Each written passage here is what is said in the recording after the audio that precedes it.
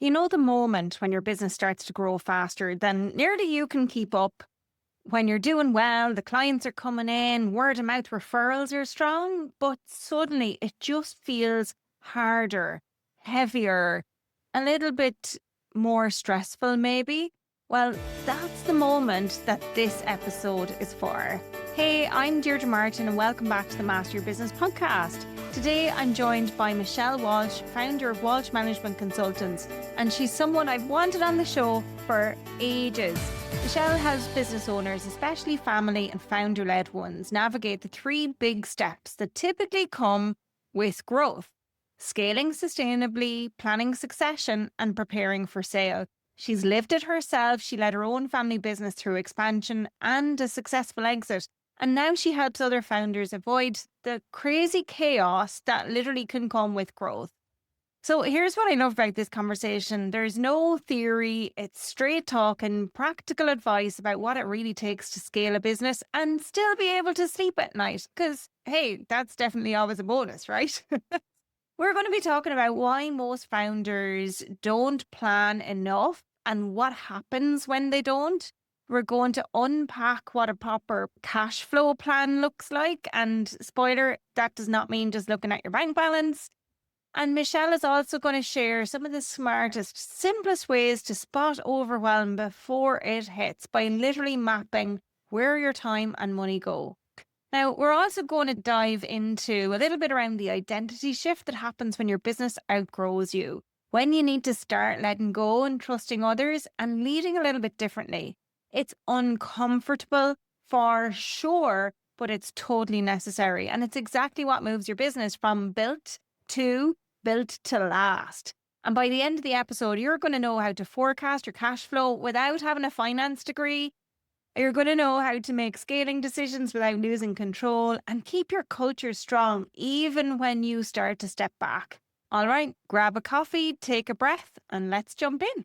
Michelle, welcome to the Master Your Business podcast. Thanks, Deirdre. Great to be here. Well, it's taken me a while to get you on.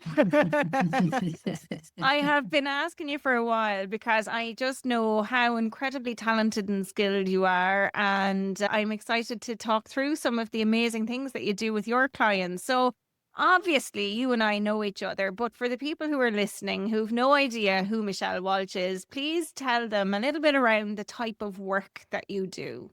Thanks, Deirdre. Well, so at Walshe Management Consultants, there's 3 of us at the moment, and our work really focuses around 3 areas. One is helping companies scale. So a lot of companies, like many of your listeners, are scaling and scaling at pace. But sometimes that can become a bit overwhelming and they need assistance with what's the best way to scale in a sustainable way, a way that will secure you into the future and avoid any big pitfalls. So that's on the scalability side. We then look at the succession piece. So often in lots of businesses, maybe founder-led or maybe family-led. And at some point, we have to look at what's next.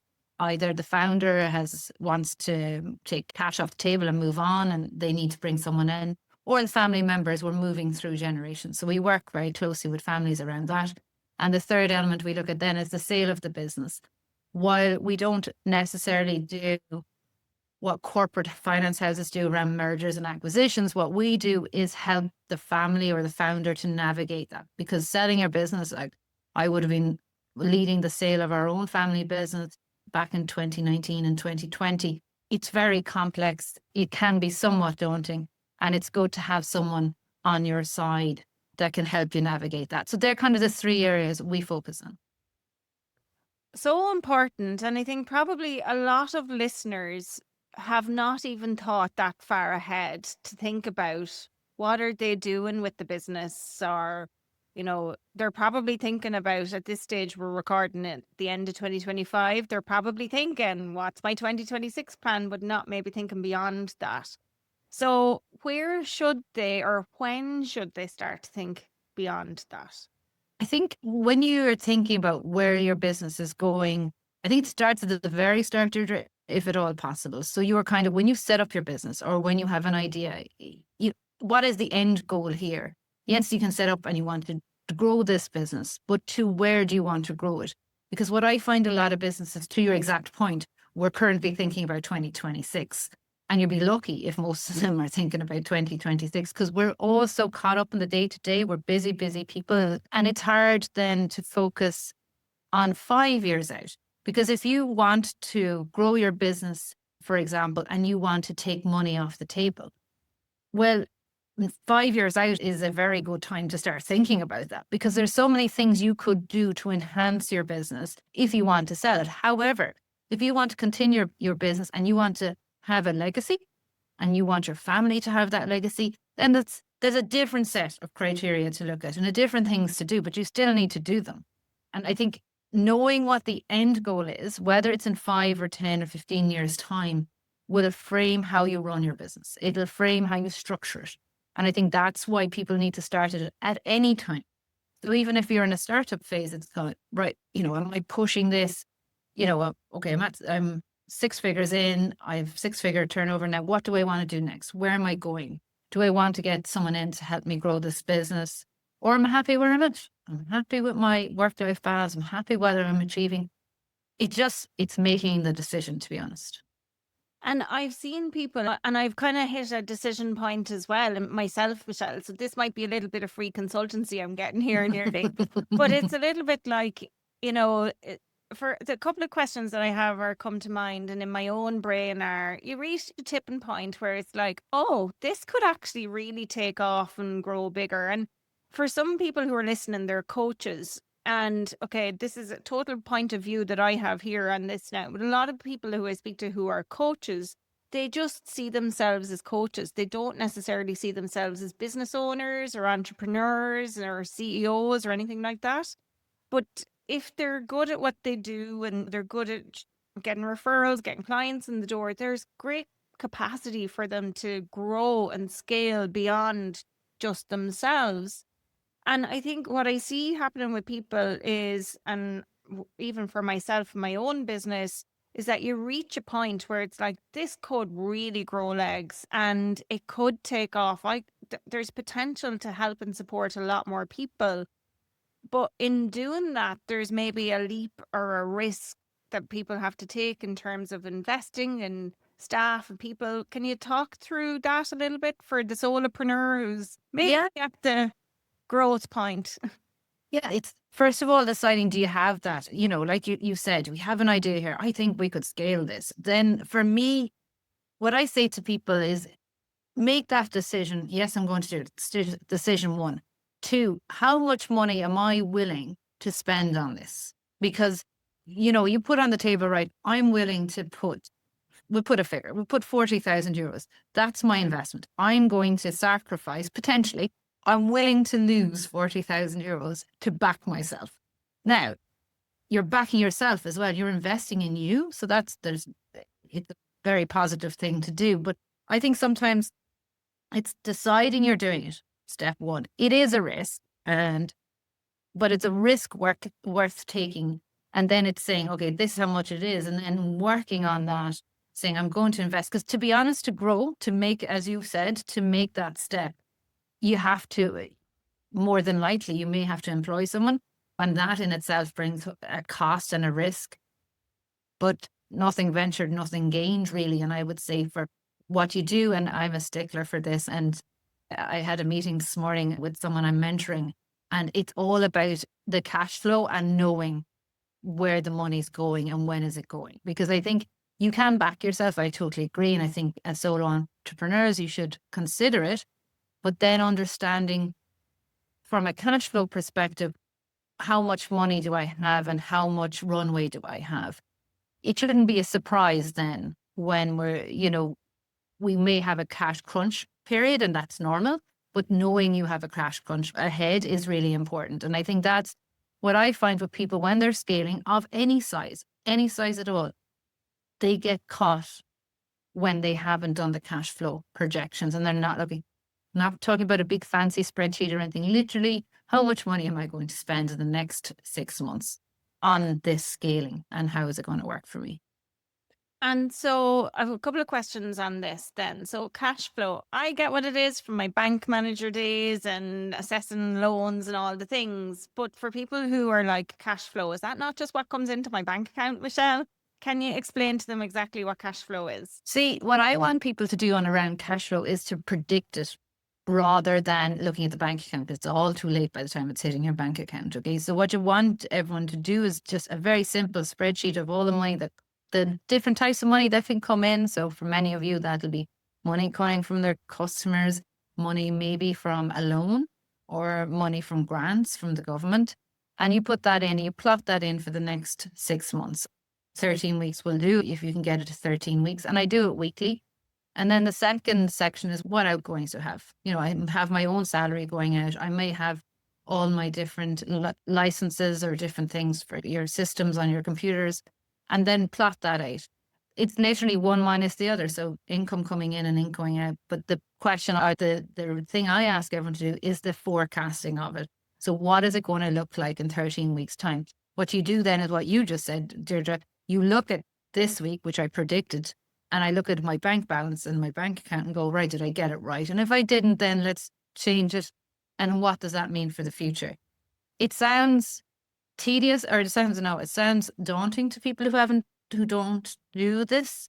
But honestly, it's very, very straightforward once you set it up, and it's nice and easy to do. But it gives you, lots of solo entrepreneurs will have this, but also a lot of entrepreneurs will have this in the sense of people running companies as well.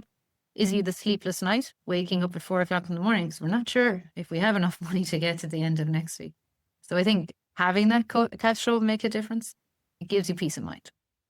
Absolutely. Honestly, and I use Zero to manage mine, and I look Yes. at it. I look at it probably every day, but I sit down and look at projections properly at least every week, if not 2 weeks. Yeah.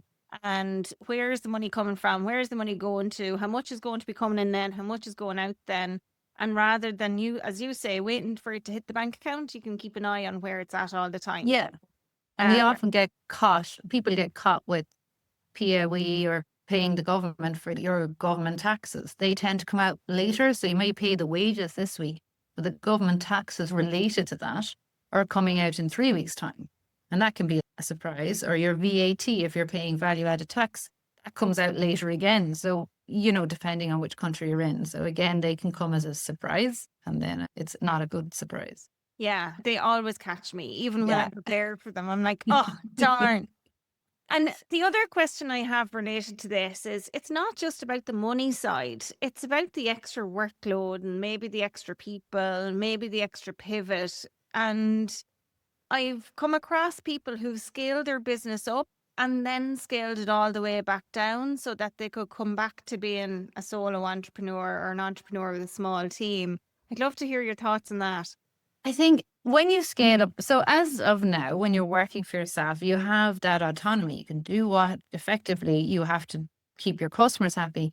But the problem is when you scale up, your next thing you have people working for you and you have other commitments, and it draws from what you used to do. So I think what I say to people is you're going to end up stepping away from what you're currently doing. A portion of your time is going to go into management.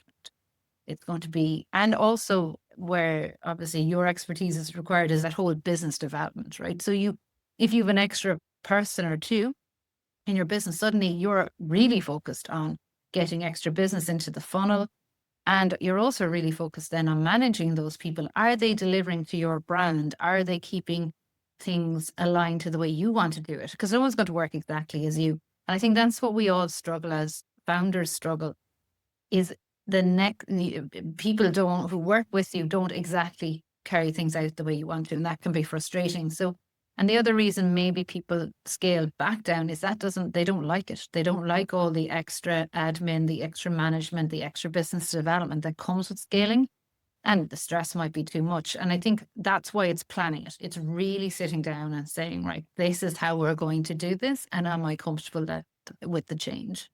But I don't know if you've experienced this, but for some of the clients and founders that I've met, what I've seen or experienced for them is they've just kind of started their business and then they just kept running it. And it was just growing and they just kind of went with it without any really clear intention or direction, just moving forward as such. And I know you've worked with a lot of ambitious founders and leaders, obviously, as well. And I'm curious, when they're doing that, at what point do you see that they typically hit that first ceiling when even the hardest amount of work stops working? Yeah, because founders are amazing people, right? They just work so hard and work so fast.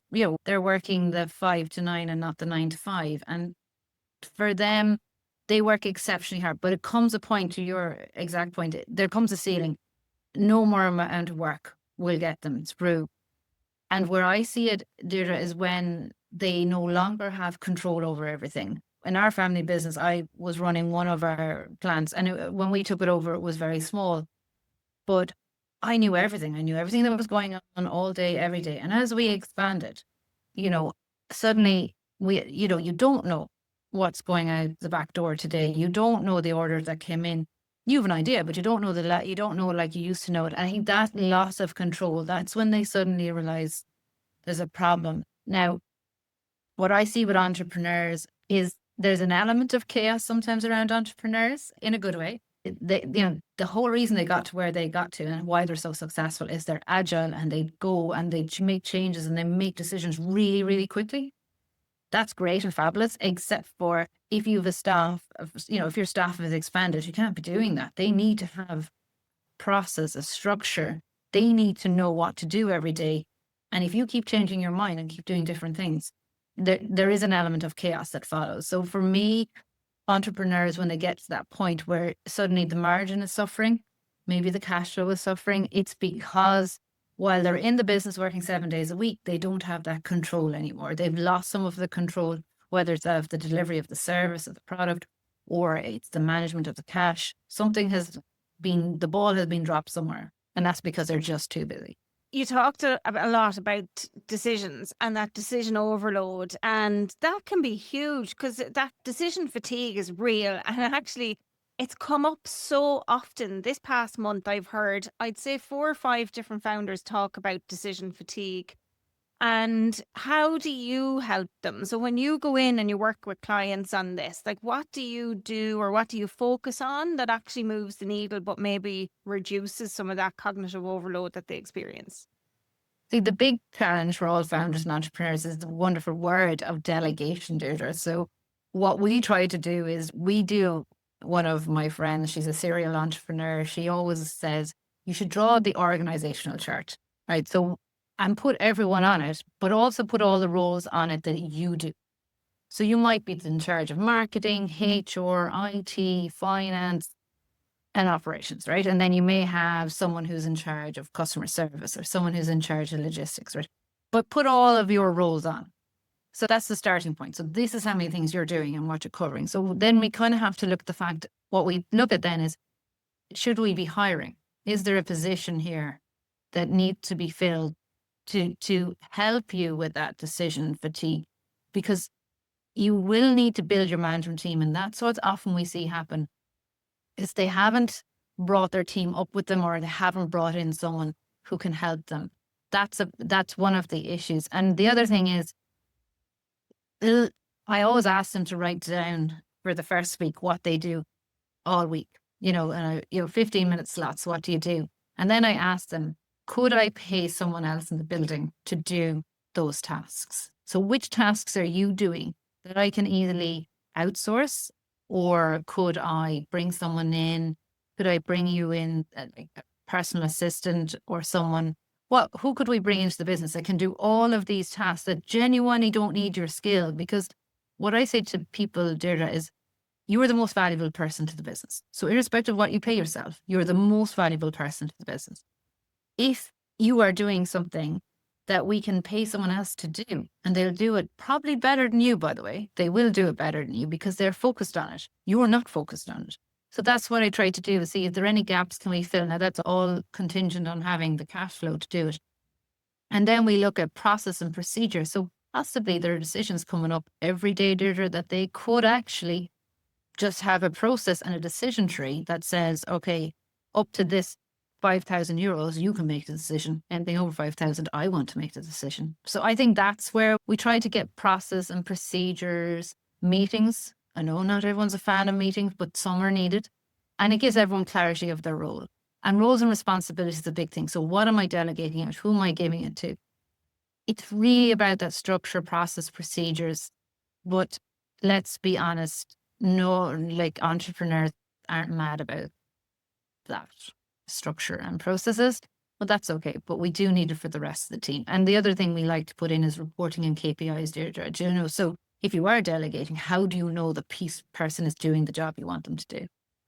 Yeah, I think that's really important. And I think, and I don't know, I'm guessing there's a little bit of a transformation in terms of identity for the founder as well, because they're probably have built what they have and the success that they have based on their expertise. The thing that they do is what's resulted in the business Yeah. being where it's at today. And maybe to get to the next level, they need to be able to deliver that through others, which can trigger that bit of an identity crisis. So, what I'm wondering is, and you've touched on this a little bit in terms of delegation, and you mentioned like other people are going to come in and do it. They're not going to do it as well as you might do it, but how can they let go from an identity perspective, but also, and I know processes you're going to say will still help to maintain the control, but how can they really let go? Like what works for people? It is probably the most difficult thing to do. And I think step one Deirdre, is when I sit with an entrepreneur or founder, it's my question to them is, what do you want? Not what the business wants or needs. What do you want? So there's no point in starting any process unless they genuinely really want to step up a bit or step out a bit, depending on the role here. And if they have a willingness, then what I'm saying to them is it's really slow as well, the process. You're talking about, instead of being in the office maybe 5 days a week, you're in the office 4.5. It's just the small little things, it's little changes in behavior. Sometimes it's changing your office so that maybe you're working with everyone on the floor, or and then you're moving into a separate office. And it's just the little tweaks there. And then it's very, very hard to let go because everyone, as you said, it's their skills that have brought it to here. So then that poses a different question. Are they the right people to run the business? Or should they step sideways and focus on delivering the product or delivering the service and allow someone else to run it? And what is most important to them is a big thing, and where should they focus? And what are your skills? All founders and entrepreneurs aren't skilled necessarily, aren't all skilled at leadership and skilled at leading people and growing an organization, but they're exceptionally skilled at what they set up. So I think it's making that decision. For me, if you're not ready, there is no point. Yeah, I had Margaret Kennedy come on recently and talk about strengths, which really aligns with what you've just said there. And it's like really leaning into what your strengths are. And I think, like for me, if I was handing over my business to let somebody else swallow it, I think it'd be a bitter pill to swallow to a degree. But actually, I've seen even with my husband, he's gone in as a general manager in a company where the founder, it was like owner run business, and the founder has stepped aside to do something else. And literally what you've just described is what's happened there. And I think what's important around that as well is it's the people piece and themselves in terms of human systems. So it's their own well-being too, potentially the culture, the team psychology, and how teams grow and form and stuff, and the company culture overall. Like, what do you see happen when founders ignore that aspect? You were talking there about culture. A huge part of this for me is values. So what's the values of the founder? Because they will be the values of the business. I think for a lot of companies, Deirdre, you can't ignore all of that. You have to get that right. How do you embed that? Because a lot of the culture of the business, the values of the business, the vision, the mission are within the founder. It's all of them. So it's really, really important that they then have a plan of how to articulate the values, articulate the mission and vision, put them up, and then, but also how do you make sure everyone's living by those? How do you make sure everyone's behaviors are living by that? And then it's putting a program in place that reinforces the values, that reinforces the behaviors you want, because then at least the founder's way of doing things has been ingrained into the business. And it's not something you can ignore at all, because if you step away, you're the driving force. You are the influence. You are the person. You are the reason something is done a certain way. If you haven't brought that to the floor, to everyone in the business, what's to keep them on the straight and narrow, essentially. Yeah, so true. And some of the bigger clients I've worked with, 50, 60 employees, they have said the most valuable work that we did together was actually values and Yeah. how the values are measured, because it so profoundly impacts a client's experience and the internal culture. And how I typically tell people to look at values and to measure them is to take them from how might a client experience that value, in what way can it be demonstrated, and internally across functions and team members, what does it look like, and how can somebody say that they demonstrated this value? So it needs to be a demonstrable value. If it's not, it's not worth the paper it's written on. And they were like, whoa, that's actually really good, because you can measure it then from a performance review perspective, and you know when people are doing a good job. So yes to that, 100% agree with everything you just said there. And I think a lot of that comes down to trust as well. And trust is one of those invisible assets inside a company, but also outside too, right? Because that's the intangible value potentially on a balance sheet for somebody if they're going to look to buy your business or grow it, scale it, take over if they're going to acquire you or whatever. How do you maintain that trust internally and externally with the team, clients, if, for example, somebody's going to sell the business? Yeah, that's more difficult. So if the business is solely to the outside world, let's start with the outside world. If everyone, your clients, your suppliers, your partners all see you, the founder, as integral to the business and the reason it does what it does, then once you go, or if you go, that's very difficult to replace. However, and the same internally with the team, the team should be able to trust when you go, because everything, the systems are there, the way they work, they understand, they don't need your day-to-day management or leadership. So it should manage, it depends again on the sale and who's taking over and their approach, which then may change the culture and change how people feel about a business. So I think that's a big part of understanding, or the trust element. But again, it's back to the original point of how ingrained and how integral you are to the business. And if someone is contemplating sale, so if any of your listeners are contemplating sale, if you want to exit the business soon after sale, so a year or two after sale, then you have to work yourself out of the business so that when the person buying you comes in, they're not going, well, if Deirdre leaves, this thing is going to fall apart. So I think there's a bit there about the trust, yes, should not be lost, because your client should be able to look in and say, yeah, Deirdre is really important. However, the key account manager who looks after me is brilliant and services all my needs every week. So that's the way you should get it. But there's a lot of preparation if you want to go down that route. We've talked a lot about scaling and growth and processes, procedures, and I'd like to just touch a little bit on maybe acquisition as well. So not so much selling, but the acquisition side, because it's come up recently with two people. One person runs a business and was thinking about, maybe if I collaborate with these people, and I'm like, how about you grow big enough to acquire them? Wouldn't that be better? And maybe get their book. But I'm like, I'm just thinking bigger and trying to expand people's dreams. And I know somebody else who's been approached recently and asked if they'd be interested in buying a business. So when you're in a position like that, what are the things to consider? So if you're going for acquisition, right, you want to acquire someone. There's many, many, many questions, right? But number one, I suppose, is it the right time for your business? Because acquiring someone is a huge chunk of time. So your business has to be able to run without you during this process.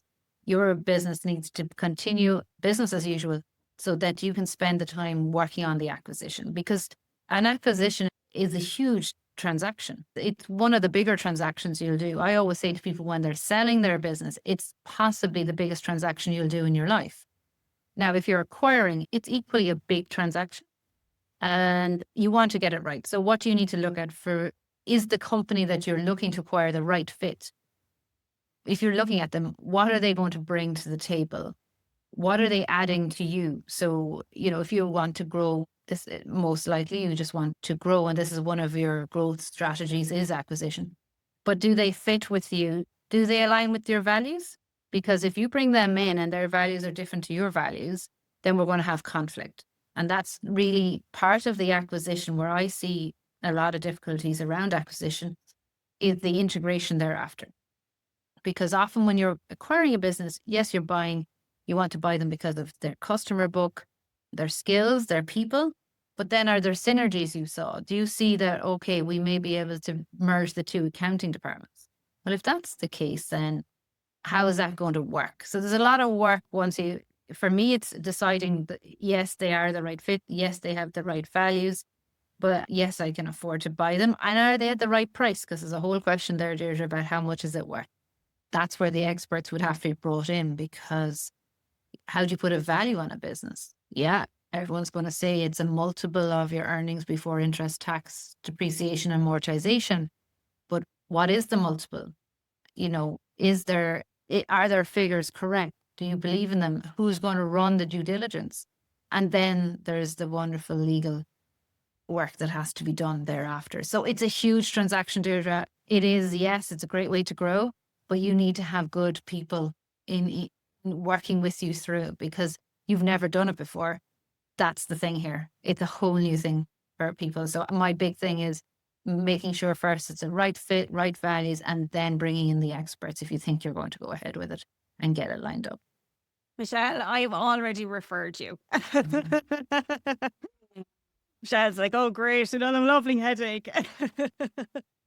So that's super to hear that from the acquisition perspective. Let's talk a little bit around succession. So let's say in my business, my daughters could come in and potentially work in my business. And, it would be nice to know that my legacy continues beyond me. Yeah. What factors are most important when considering succession?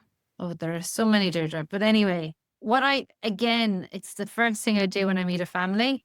I try to meet them as a group, but then I try to meet them individually. Because what are we trying to establish in the first meetings is what are the true ambitions and goals of each family member? Because, sometimes the children have a different ambition than the parents or a different understanding. And you will, and they're afraid sometimes parents don't want their children to be involved because they don't want them to go through the really hard work you've gone through. Or sometimes the children don't want to be involved, but don't want to tell their parents they don't want to be involved. So what we try to get to is the truth by sitting down and going, right, what's everyone's goals here? What are your ambitions? Can we get alignment across the family? So I think that's kind of step one. And it's very much, just to clarify, that's the personal goals of everyone, not the business goals, not what you want to do and what you want to grow. It's the personal goals. So that's what we tried to do first. I think that established and agreed across the board, then you can move on to what we say then is looking at the business and where's the business going?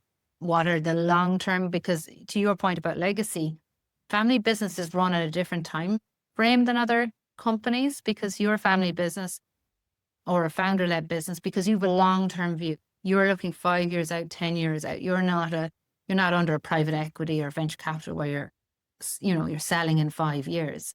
You want this long-term. So I think that's where we look and say, right, where are we going in 5, 10 and 15 years and how are we going to get there? That's the next step. And I think then to your point about if one of your daughters wants to lead that, well, then who's the right successor?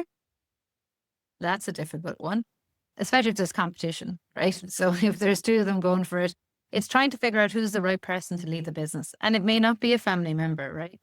But I think it's something that we all have to agree on, and that's difficult too. And then after that, when you find the right successor, are they then qualified to do it, I suppose? They may need to go to another business, learn the trade. They may need education to do a course, to do a few courses. They may need to grow through the business. What is the right course of action? And that needs to be decided. And one of the things I say to families, it's really hard to do, Deirdre, you know this, separating family and business. So you're sitting down at the kitchen table on Sunday, discussing the business for next week. Yeah, we all do it, but you have to leave the relationships outside the boardroom table. So that's difficult. So we find that hard. And then what we look at then is setting up the organization. So if you wanted to bring in more of your family, well, then the exact same process of scaling the business, what do we put in place? And then we look then and see, is there anything else the next generation need to start doing today? So that's possibly some instances, Deirdre, I prefer them to try work somewhere else first, bring some expertise home. And then the final thing is to write it all down and go for it. I'm like, whoa, there's a lot there. Probably more than just here, lovely daughter. You just step in and take over. Yeah, it is. And it's sometimes doing it at the right time. Do you know the way? It depends on your age of your kids, and sometimes they're too young or they have other things they want to do in their lives. I say to parents, it's important that your children come to you and want to do it rather than you go to them sometimes. Because if you go to them, there is a risk that they're doing it out of loyalty or out of feeling they have to. And that's never, you want the children to come in going, yeah, we're loving this, really want to do it. I spent most of my life saying I didn't want to be involved in our family business. I actually said I would never want. But that changed. And eventually I came around and said I did. So that worked. But yeah, it took me a long time to get to that point. And then you grew it exponentially and sold it. Yeah. Then it worked. Yeah, we were very lucky. And then that's what I say to people. That's why I like working with family businesses. Like our family business was set up in the late 70s by my grandparents. And then my aunt and my dad and various other people were involved the whole way up. And then myself and my brother joined. And everyone were like my cousins, everyone worked in the business at different points. But we were lucky. We had a successful business, but we also worked very well together. And it was unusual. There was 4 of us there, but we worked well together. There were moments, but we got out the other side. But yeah, family business is fantastic. It's great. And that's a lot of my clients are family businesses. And I feel it's a totally different dynamic, a totally different culture. And I like it. Yeah, it's interesting. And actually, I have several clients who run family type businesses as well. I have 2 clients whose sons work in their business and another client whose wife works with them. So it's interesting to see the dynamics and the different roles that people play. And, one client recently whose son works in their business with them. And, something had happened and I had asked him, what does your son think about that? I haven't shared it with him. And I'm like, Oh, what? yeah. Yeah. No, and the idea is that takes over the business eventually. I'm like, he needs to be brought into the loop on this. Yeah. You know? But what happens, Deirdre, is parents protect. They Yes. go into parent mode and they're like, oh, I couldn't put the stress on them. Yeah. Couldn't give them the stress. And you're like, you do eventually want them to run the business. So they need Exactly. to start stressing a little bit. That was one part. And I think the other part as well was that this founder had worked by themselves for so long that it was like sharing the load. They were sharing it with me, but wouldn't have ordinarily shared it with anyone. Yeah. And so even to do that was impactful. Yeah. And it's a good term, actually, sharing the load. That is the lovely thing when you bring in the family members, is that you are beginning to share the stress and the load, and that, they can help and they can help where there's problems. I really admire husband and wife businesses, because that's not somewhere I just couldn't visualize it. I just think it's amazing. People husband and wives that work together. And I've worked with many husband and wife combos, and I have great admiration for them. Yeah. Tomorrow I have a full day session with the husband and wife business. And they're super. They get on great. And it's like they're so dynamic and work so well together. They're so complimentary in all the calls. So it's wonderful to see that. And what's mad is they work remotely as well. So they work from home together. They work together, live together. I'm like, oh gosh, no, not for me. Much as I love my husband, no, I don't think so. Anyway, Michelle, it's been such a pleasure having you on. What an informative session. And I think really down to earth and makes sense for the people who are listening to the show. What's coming up for Walshe Management Consultants and yourself? Yeah, so as I said, there's 3 of us now, and I have a new colleague who's just joined us working remotely, actually. And obviously my dad works for us as well with us when we ask him to help us out in situations. So we're really, again, we're looking to expand again next year. I suppose that's what's on the horizon for us, because we've great clients, and I think we have more clients, especially around the family business element, that we can work with. And I think I'm hoping to collaborate with my brother, and because again, we always worked well together. So hopefully it's something we can do into the future as well and work with, because he has a totally different skill set to me and to my colleagues actually. So I think it'll complement what we offer. So I think there's exciting things ahead, an exciting year ahead. So yeah, looking forward to it. Fantastic. Well, the very best of luck with that. And folks, I will be sure to share Michelle's details and contact information in the show notes where you can go and check them out. Michelle, thank you so much for joining us on the show. It's been a pleasure. Thank you, Deirdre. Much appreciated. What a conversation. Michelle brought so much grounded wisdom today, the kind that only comes from being in the trenches and doing the work night and day. Here's what I hope sticks with you. First, growth needs a plan. It's not about going faster. It's not about pushing water uphill. It's about deciding literally where you're going. It's setting a sat nav and giving yourself enough time to be able to get there. Second is cash flow is clarity. I would have said cash flow is king, but after chatting with Michelle, I would say it's clarity. Knowing what's coming in, what's going out and when. I can't even tell you how important that is. And I've learned this the hard way in my business, not once now, but twice. So those 13-week forecasts Michelle mentioned, it's peace of mind. It also allows you to strategically invest back into your business in a way that's going to help your business scale sustainably. And finally, you can't scale alone. Delegation isn't a sign that you're stepping back. It's not a sign that you're not committed to your business. It's none of those things. It's how you make space to lead and to breathe. So if this episode hit home, take one small step today. Open out a blank spreadsheet and sketch out next week's cash flow. That single move will give you more control than any to-do list ever could. And if you want to go and check out anything that Michelle was talking about, you can reach out to her on her website or via LinkedIn or via details in the show notes. So share this episode, please, please, please share this episode with one business owner who you know who's ready to scale and really take their business to the next level. And then do me a favor and hit follow, leave a quick review, and join me next week for more real talk about building a business that gives you freedom and does not burn you out. Until next time, keep mastering your business.